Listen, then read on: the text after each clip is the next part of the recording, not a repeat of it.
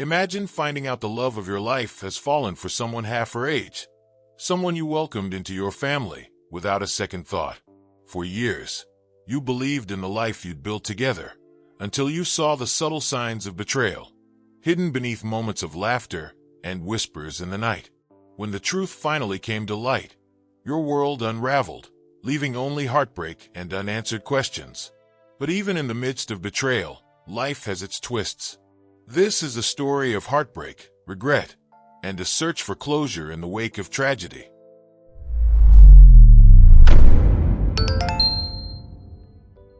It felt like a punch to the gut when I found out. I'd never have expected this. How could I?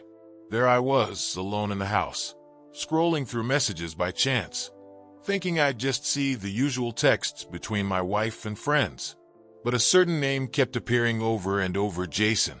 He's my son's friend, half her age, barely out of college. I wanted to dismiss it, tell myself I was overthinking. But the more I read, the more unsettling it got. Little hints, subtle yet unmistakable, like pieces of a puzzle that hinted at something darker underneath. I couldn't ignore it. Her intentions were becoming clearer, and the satisfaction she got from each exchange with him. Oh, it was there, even if hidden. Our 23 years together flashed before my eyes. This wasn't just some fling. She was acting differently, showing signs I should have noticed sooner. But love makes us blind, doesn't it? All these years, all those memories built on trust and family, it felt like they were crumbling beneath me. I wondered if she even thought about the impact this would have on me, on our kids, on everything we'd built together. The satisfaction she got from this relationship, if you could even call it that, had left me questioning every little sign I'd missed. I remember the days I'd catch them in passing, just the two of them, chatting and laughing in ways I'd brushed off as innocent. And why wouldn't I? Jason had been like family. But now, every smile, every glance, every shared joke felt like something I'd never really understood until now. I began to question everything, every late night, every friendly gesture between them. How had I missed it? It was there all along, hiding in plain sight. Then came the undeniable realization, the one that I was now helpless to ignore. This wasn't about paranoia or jealousy. No, it was about a betrayal that went far deeper than I'd ever thought possible. All I could think about was how she had justified it to herself, how she could look at me and still hide all that intention behind her eyes. And as the truth settled in, the anger and the hurt mixed with a strange sense of calm. I knew what I had to do, even if it broke everything we had. For 23 years, we shared everything. 3 kids, a home built on trust, and countless memories that had stitched our lives together. I always thought we had something special, something solid, unshakable. From family dinners to spontaneous road trips, we built a life that felt like a dream. Every detail, every shared look, every laugh seemed like a promise that would last a lifetime. And that sense of satisfaction, of being truly seen and loved, was something I thought we both shared. How could it all start to unravel now? Looking back, our life was filled with intention. Each decision carefully weighed to bring us closer, to make our family even stronger. Vacations, late-night talks, and weekend getaways kept us connected. Or so I thought. I used to feel like we were building a legacy, something to pass on to our kids.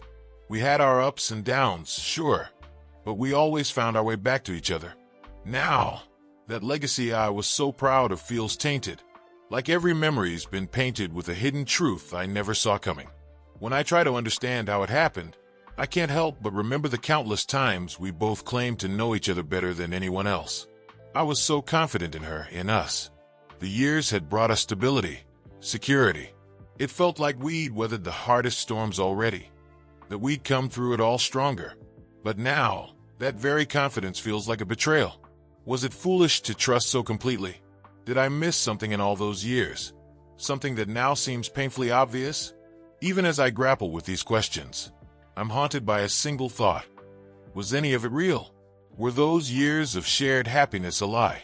I don't know what hurts more, the betrayal itself, or the thought that maybe, just maybe, I'd been blind all along. Now, faced with this reality, every sweet memory brings a bitter aftertaste, and I'm left wondering where things went wrong. How could something I thought was so steady slip right through my hands? It started as a feeling, just a small, nagging thought I couldn't shake.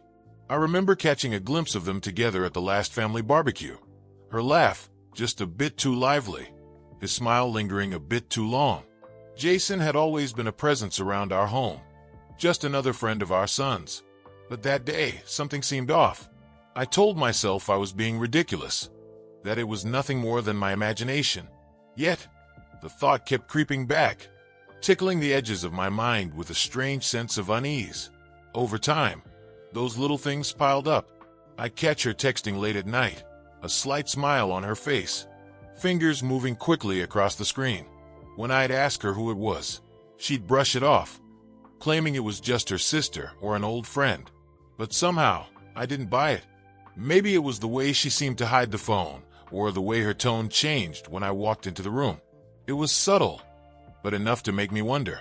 Her satisfaction with these late-night exchanges. It wasn't something I could ignore. Then came the changes in her routine. She'd suddenly decide to go to the gym, take up new hobbies, or disappear for an afternoon here and there without much explanation. I chalked it up to her trying to find herself again, to get out of a rut. After all, we'd been married for years. People change, right?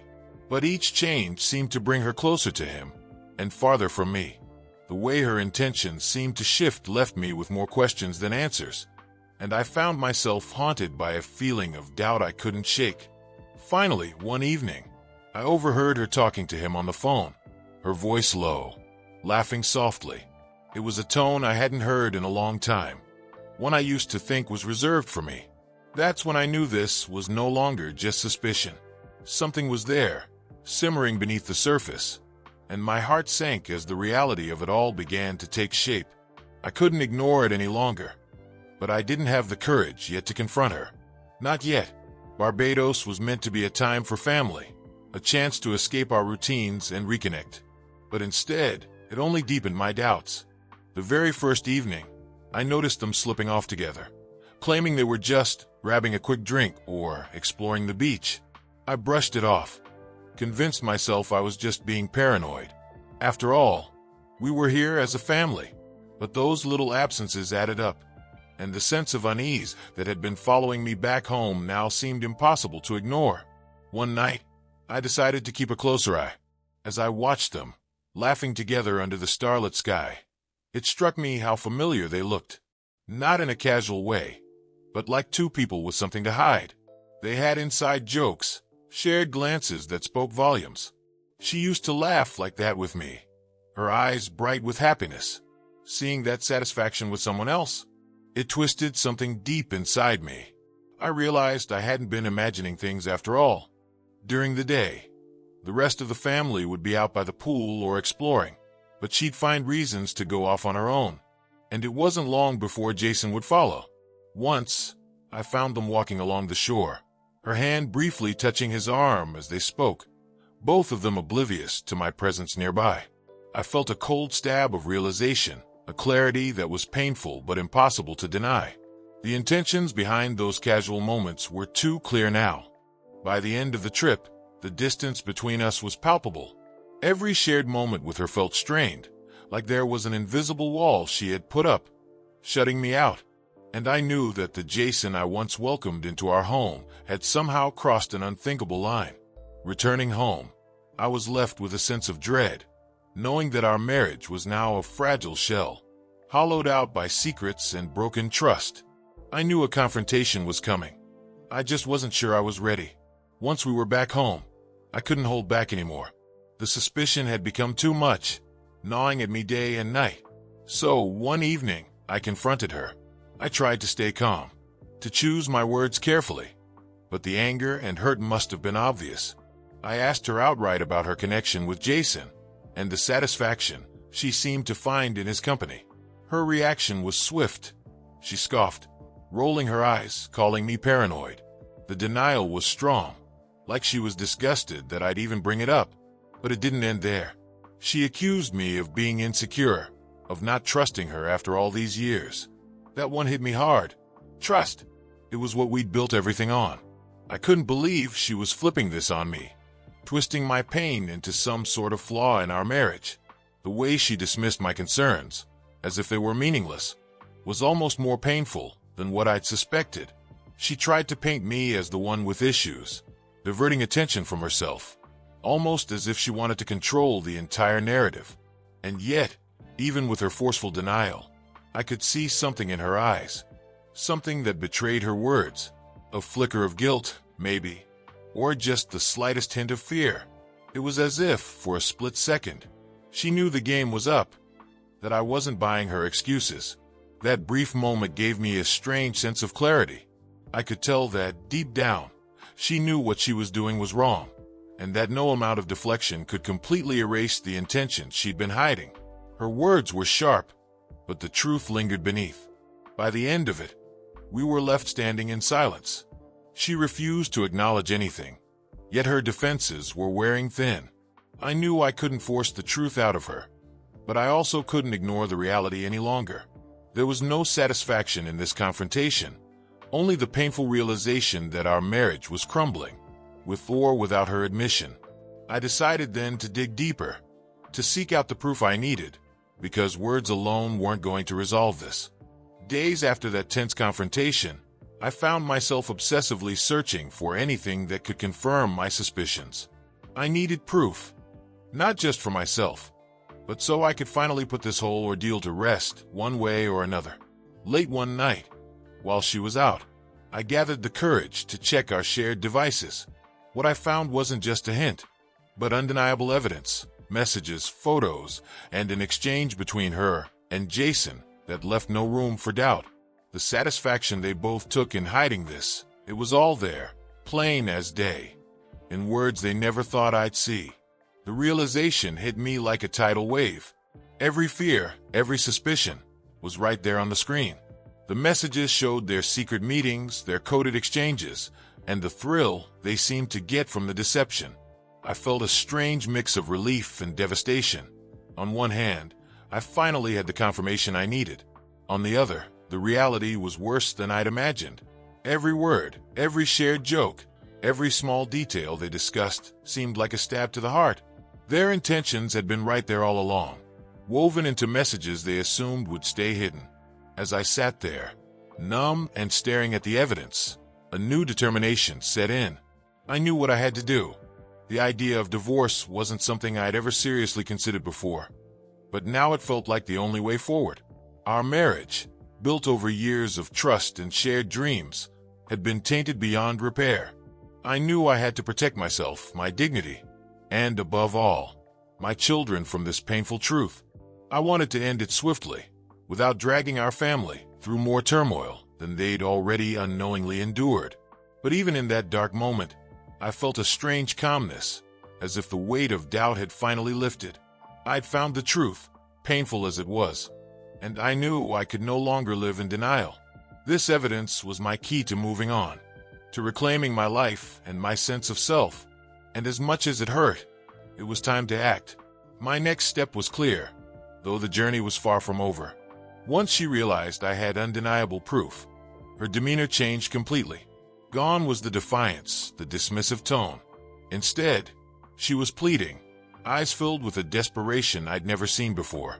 She begged me to understand, to see this as a mistake, a lapse in judgment.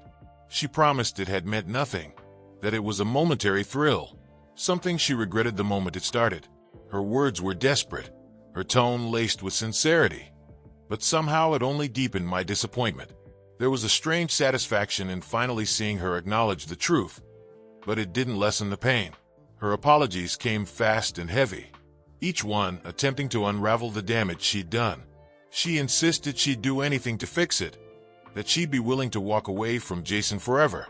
But for me, it was too late. I'd already come to terms with the need for a divorce. I explained that there was no going back, that too much had been broken to repair. She finally accepted it, though it seemed to crush her. The satisfaction she once found in secrecy had now turned into a sorrow that left her visibly shaken.